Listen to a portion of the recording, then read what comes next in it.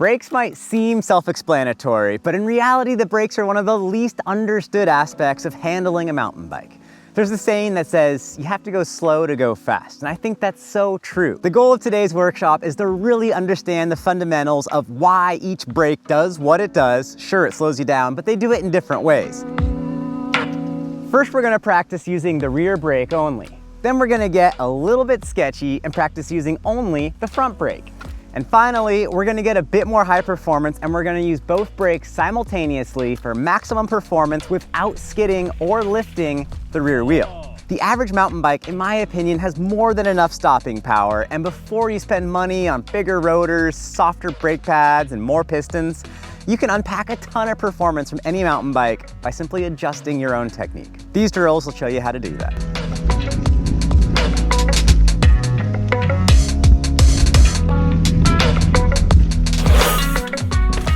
First, we're gonna practice using the rear brake. And as you probably know, the problem with the rear brake is that the bike wants to skid.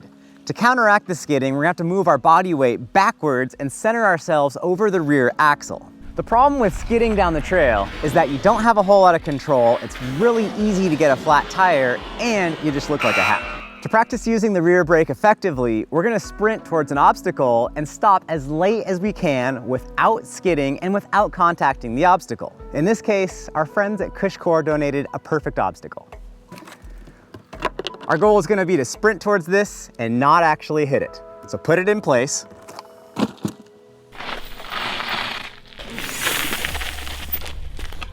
Once you're familiar with roughly how much power you can get out of one of your brakes, it's a good idea to set something up to use as a marker of where your braking zone should begin. This is called the braking point. To mark where the braking should roughly start, I'm gonna use my water bottle. Okay, let's try this again.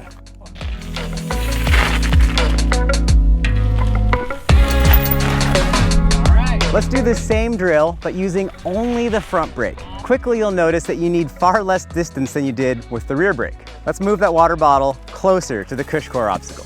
Do you guys think this is actually gonna work? Can I slow down from a 3-pedal stroke sprint from that water bottle to that box?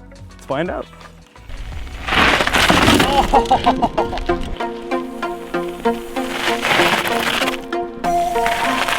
Let's up the ante a little bit and do this with both the front and the rear brakes, and we'll come into it just a hair faster with 5 pedal strokes instead of 3. Once again, the goal is to brake at the water bottle, but stop before hitting the Cushcore box. Let's get at it.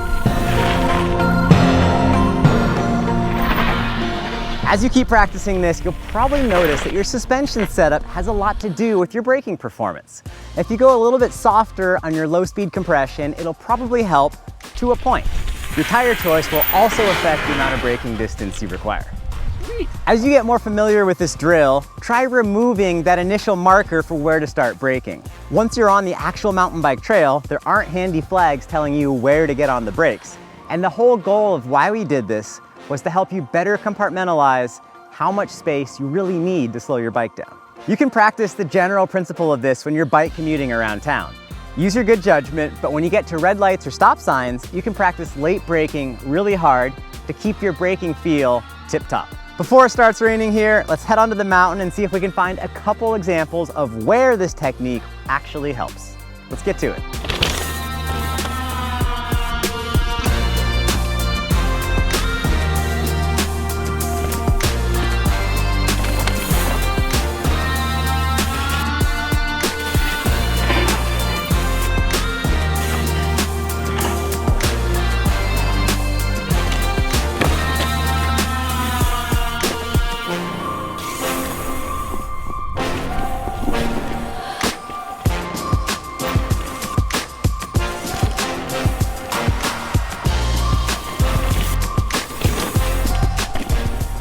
Let me know in the comments below, where do you think this would definitely help you on your local trails?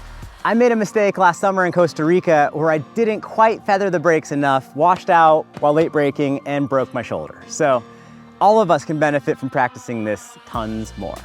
Thanks for supporting me. I'll see you guys on the trail.